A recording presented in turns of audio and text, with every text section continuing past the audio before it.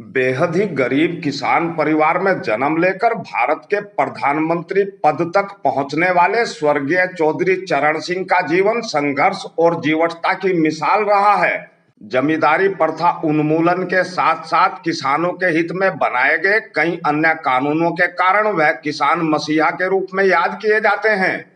उत्तर प्रदेश के तत्कालीन मुख्यमंत्री स्वर्गीय पंडित गोविंद बल्लभ पंत सरकार में कैबिनेट मंत्री रहते हुए उनके प्रयासों से प्रदेश सरकार ने 4 ऐसे बड़े कानून पास किए जिन्होंने प्रदेश के किसानों की दशा और दिशा दोनों ही बदल डाली।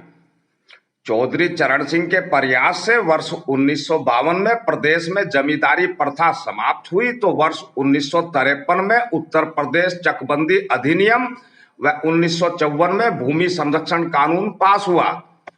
वर्ष 1961 में चौधरी चरण सिंह के प्रयास से तत्कालीन उत्तर प्रदेश सरकार द्वारा पारित किए गए सीलिंग एक्ट के पश्चात तो वह लोकप्रियता के शिखर पर पहुंच गए।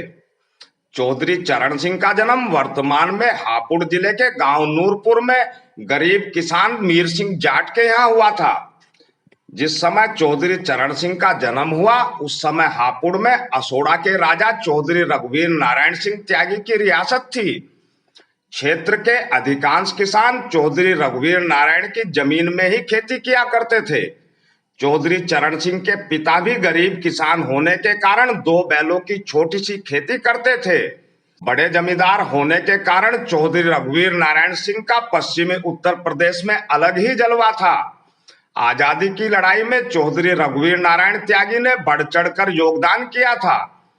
इसी कारण वह महात्मा गांधी और पंडित जवाहरलाल नेहरू के बेहद प्रिय थे। आजादी की लड़ाई के दौरान महात्मा गांधी वर्ष 1932 में चौधरी रघुवीर नारायण से मिलने उनके गांव असोड़ा आए थे। महात्मा गांधी ने असोड़ा स्थित चौधरी रघुवीर नारायण त्यागी के महल में ही रात्रि विश्राम किया था। उस समय चौधरी रघुवीर नारायण ने महात्मा गांधी को अपनी कार में बैठाकर क्षेत्र में घुमाया था तथा गांधी जी ने उनके साथ घूमकर अंग्रेजी सत्ता को उखाड़ फेंकने का आह्वान जनता से किया था।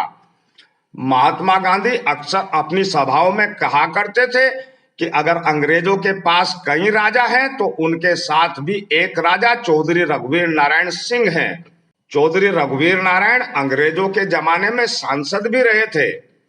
बताते हैं कि आजादी के बाद देश के पहले राष्ट्रपति के लिए चौधरी रघुवीर नारायण सिंह ही महात्मा गांधी की पहली पसंद थे, किंतु उन्होंने राष्ट्रपति बनने से इनकार कर दिया था। दूसरी ओर गरीब किसान के घर जन्म लेने के बावजूद भी चौधरी चरण सिंह अपनी दृढ़ इच्छा शक्ति व कड़ी मेहनत के चलते विधिक की शिक्षा पूरी करके वकालत के साथ साथ राजनीति में भी रुचि लेने लगे थे। वर्ष 1937 में वह पहली बार छपरोली से विधायक बने। वर्ष 1951 में वह पंडित गोविंद बल्लभ पंत की उत्तर प्रदेश सरकार में कैबिनेट मंत्री बने तो पुराना रिश्ता होने के कारण वह चौधरी रघुवीर नारायण सिंह से मिलने असोड़ा में उनके महल में पहुंचे। मंत्री बनने के कारण चौधरी चरण सिंह सायरन लगी लाल बत्ती की कार में सवार थे। उनके साथ सुरक्षा कर्मियों के अलावा अन्य गाड़ियों का भी काफिला था। बताते हैं कि मुलाकात के दौरान चौधरी रघुवीर नारायण सिंह ने चौधरी चरण सिंह को ऐसे ही कह दिया कि भले ही लल्ला तुम मंत्री बन गए हो किंतु राजा तो हम ही रहेंगे। चौधरी रघुवीर नारायण द्वारा कही गई यह बात चौधरी चरण सिंह के दिल को चुभ गई। उस समय चौधरी चरण सिंह चुप जरूर रहे किंतु उसी समय वह कड़ा फैसला ले चुके थे। चौधरी रघुवीर नारायण से मुलाकात के कुछ समय बाद ही उन्होंने जमींदारी उन्मूलन कानून पास कराकर एक ही झटके में जमींदारी प्रथा का अंत कर दिया। यह वो दौर था जब जाटों में अपने नाम से पहले चौधरी लिखने का चलन ज्यादा नहीं था। जाट बिरादरी के कुछ खास लोग ही अपने नाम से पहले चौधरी लिखा करते थे। उस समय त्यागी बिरादरी में अपने नाम से पहले चौधरी लिखने का प्रचलन था। स्वर्गीय चौधरी चरण सिंह के दौर में कुछ जाटों ने अपने नाम के बाद चौधरी लिखना शुरू कर दिया।